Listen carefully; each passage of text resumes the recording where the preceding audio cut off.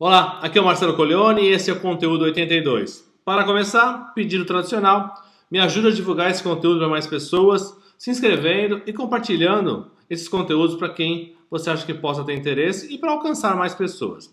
Conto com o seu apoio.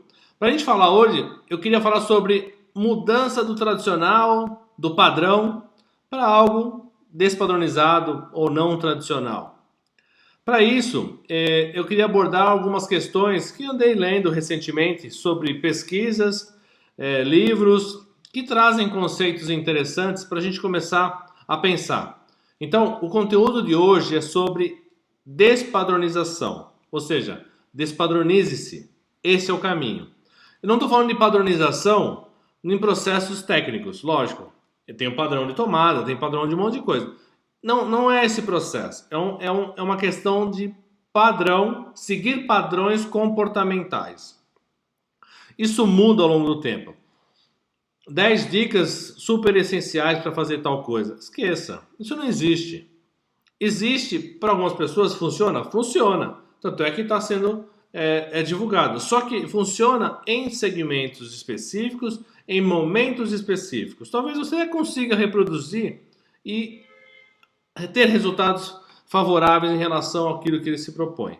Porém, sair do padrão é você buscar alternativas diferentes. Por que eu falo isso hoje? O mundo de hoje, muito dinâmico, a gente falou do Bunny, que antigamente falava do VUCA, já tem conteúdos falando sobre isso. Se não, consulta aí no Google o que é Bunny, o que é VUCA, que você vai entender a complexidade, a inconsistência, a falta de previsibilidade dos modelos de hoje. Os modelos de gestão de pessoas, gestão de empresas, do próprio trabalho, nós como profissionais. Uma coisa que eu gostei e eu vi recentemente, uma pesquisa, na verdade não foi uma pesquisa, foi um webinário que gerou um artigo de uma professora da Escola de Padrões de Gestão de Londres, que escreve para o MIT. Ela trouxe algumas questões importantes. Ela estava nesse webinar dela, com mais de 150 executivos dos Estados Unidos, da Ásia, da Europa, onde ela questionou algumas coisas. Entre as questões que ela colocou questão em relação à gestão das empresas. E perguntou para eles qual que é a sua maior dificuldade hoje. Isso aconteceu em novembro de 2021, recente, super recente. O artigo, eu vou deixar no link no descritivo desse conteúdo para você acessar. Ele está em inglês, mas só traduzir no Google Tradutor que você vai acompanhar a matéria super tranquilo. Ela traz um conceito muito interessante de quais são as dificuldades. As respostas que vieram das pessoas mostrou que a maior dificuldade que eles têm é reter talentos. E a segunda maior dificuldade, que também bem expressiva, é recrutar novas pessoas para as organizações. Então, tanto a parte de reter talentos e de recrutamento e seleção, ele tem passado por mudanças. Não existe um processo padrão. Eu coloco lá, as pessoas de tal faculdade são melhores ou piores. Eu, por exemplo, eu entrei numa empresa que foi adquirida por outra empresa. Aliás, ela comprou a empresa que eu trabalhava. E o padrão dessa empresa que eu entrei, há muito tempo atrás, era de pegar somente pessoas de escola de ponta. A minha escola não era, na época, até uma escola bem conceituada, mas não é uma USP, um ITA. Eu sou formado em tecnologia, matemática com análise de sistema. E eu fui para essa empresa. E eu, com certeza, tive dificuldades como qualquer outra pessoa. Passei à frente de muitas pessoas que eram formadas em grandes faculdades, grandes escolas, e fiquei para trás também de muitas pessoas que até tinham faculdades inferiores à que a minha era na época. Mas isso independe. Então, ser padrão, vou contratar, vou ver isso. Não esquece. É olho no olho. Como eu consigo identificar potencial na empresa para aquela pessoa para assumir uma determinada área que eu preciso, que ela é específica. Então é como encaixar um quebra-cabeça. Como é que eu quero fazer com que essa peça, esse quebra-cabeça, seja padronizado para todo mundo? Não é. Então eu preciso olhar para questões diferentes do padrão. Reter pessoas. Por que reter pessoas é importante? Porque hoje o dinamismo das pessoas, e o artigo traz isso, ele fala sobre a pandemia, por exemplo. Ela mudou muito o modo de como a gente se comporta. Ela faz muita a relação, essa professora da Escola de Londres faz muita relação entre o histórico da pandemia. Ela realmente compara a evolução desde o início em março de 2020 aproximadamente, para frente, o que isso gerou e provocou em mudanças no comportamento, mudanças do padrão. Então, as pessoas procuram mais questões saudáveis. Então, eu preciso ter ambiente saudável de trabalho, ambiente com um processo muito rotineiro, agressivo, chefes realmente muito centralizadores ou desgastantes, percurso, deslocamento para chegar ao trabalho, isso está sendo muito questionado. Então, as pessoas estão trocando mais rapidamente de trabalho. Por isso que eu não consigo reter. Ela dá algumas dicas de como reter, eu vou falar sobre isso, mas a grande questão hoje, as pessoas não têm mais essa questão de, como no passado, que eu tenho que continuar naquele trabalho e eu não quero assumir o risco de mudar de profissão para perder o que eu já tenho. Então, hoje, ela fala muito que as famílias começaram a ter mais fontes de renda, onde o risco é mais aceitável. Por exemplo, os responsáveis pela casa, pai, mãe, marido e mulher, irmãos, não importa, casais, trazem rendas para a família e na necessidade de tomar uma decisão de mudança, o risco é menor, porque tem uma outra pessoa que está ali gerando receita e trazendo resultados para dentro da família. Isso ela traz que foi uma mudança considerável. Além dessa mudança, tem a expectativa de vida das pessoas, que aumentou significativamente. Então, quanto mais eu vivo, mais eu dependo do meu trabalho para manter ativo. Lógico, a aposentadoria muita gente gosta. Eu não me vejo aposentado. Eu acho que eu vou perder muita coisa. Eu quero me manter ativo. E já se fala hoje em profissões diferentes durante a vida. Eu sou formado em matemática, já fui financeiro, já fui de desenvolvimento de organizações, de empresas, de equipe, e agora estou na área de educação. Amanhã eu posso estar em outra, não importa. Mas são processos que eu fui experimentando que independem da minha formação, não é meu padrão. Meu padrão eu me formei em tecnologia, tenho que seguir tecnologia? Não. Eu fui experimentando coisas na vida, fui experimentando, e hoje uso todo esse conhecimento para fazer o que eu faço hoje. Mas a expectativa de vida aumentando, as pessoas buscam mais empresas onde dão qualidade de vida para elas, com flexibilidade de horário, aquelas coisas, e projeções futuras. Essa é uma preocupação que até então, a preocupação do futuro do pessoal da antiga e de muita gente hoje, é a aposentadoria. Então, é o meu target, o meu objetivo é a aposentadoria. Hoje não. Meu objetivo é manter ativo, relevante e compatível com o mercado. Então, essas questões são importantes. Ela traz algumas outras questões em relação o poder está migrando de poucas pessoas para muitas pessoas. Ela fala de um modelo de gestão, que é comando e controle, que é poucos comandam e controlam todos os demais, ou autonomia, alinhamento e responsabilidade, que é o que se diz que é o mais efetivo atualmente, onde eu uso o capital intelectual das pessoas e não apenas os seus braços. Então, eu deixo de ter executores para ter executores e pensadores simultaneamente. Essa é a grande diferença. Então, reter talentos é como eu gero processos e dou autonomia para essas pessoas para elas poderem ajudar, lógico, e em contrapartida ter a sua recompensa. Falando nisso, existe um livro chamado Humanocracia, que eu vou deixar o link também no descritivo desse conteúdo, muito interessante e vale a pena ver. Que ele fala que as empresas são formadas pelas pessoas eficientes que compõem a empresa. Então a tua empresa é reflexo do que você tem lá dentro.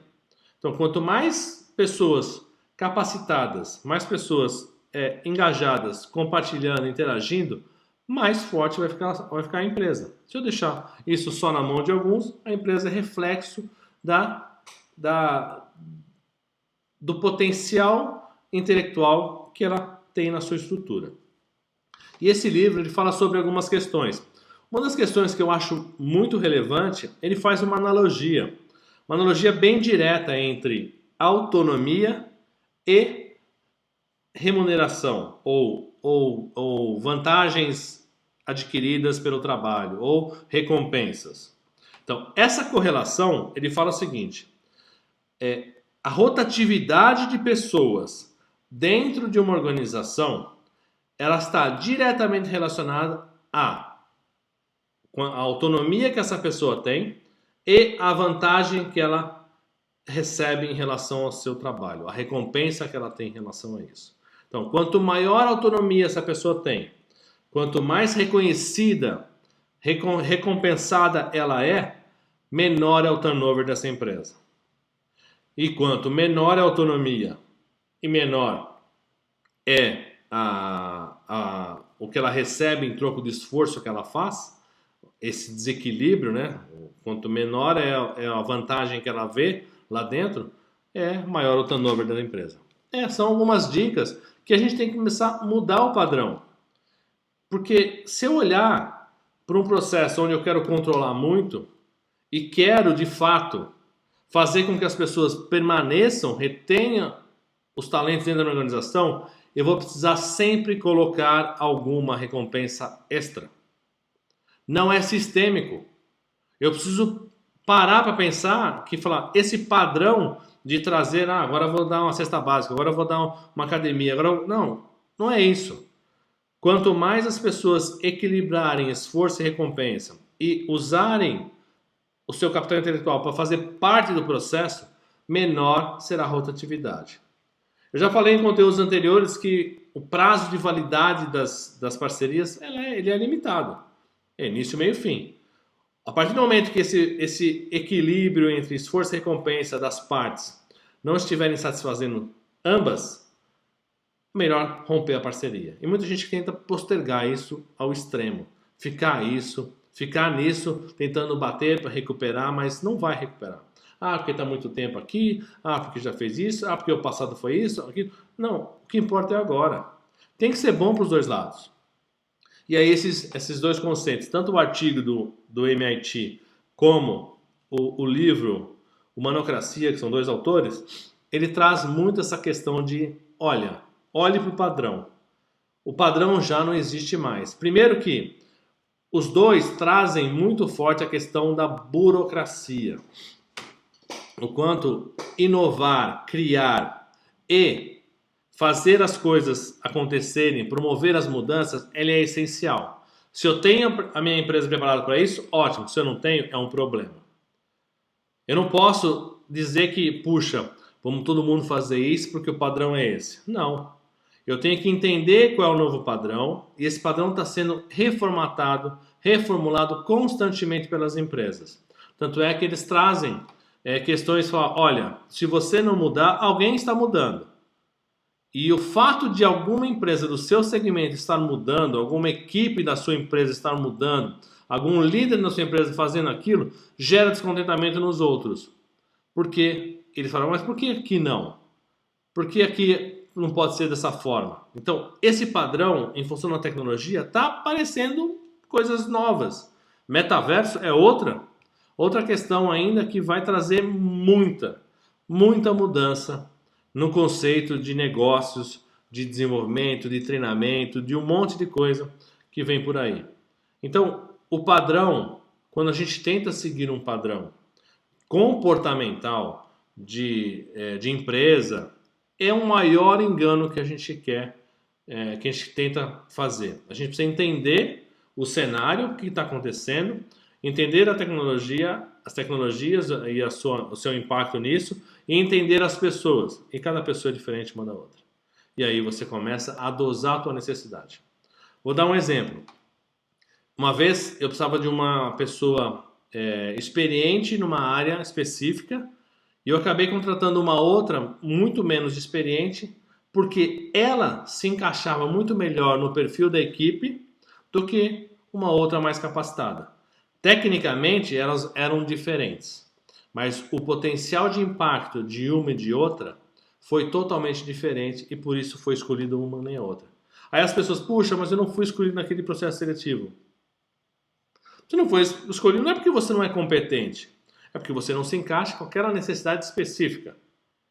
Falta alguma coisa que você pode se desenvolver tecnicamente ou aprender questões comportamentais para poder encaixar, mas você não encaixou naquele processo. Não existe a pessoa melhor ou a pior. Existe, as pessoas conhecem mais tecnicamente e menos conhecem menos tecnicamente. Existem pessoas com habilidades e limitações em todos os aspectos. Ninguém é hábil em tudo ou tem habilidade em todos os possíveis processos profissionais que existem. É impossível isso. Ou falha em relacionamento, ou falha em gestão, e aí vai. Em entrega de resultado, ou procrastina, não importa o que. Então, cuidado.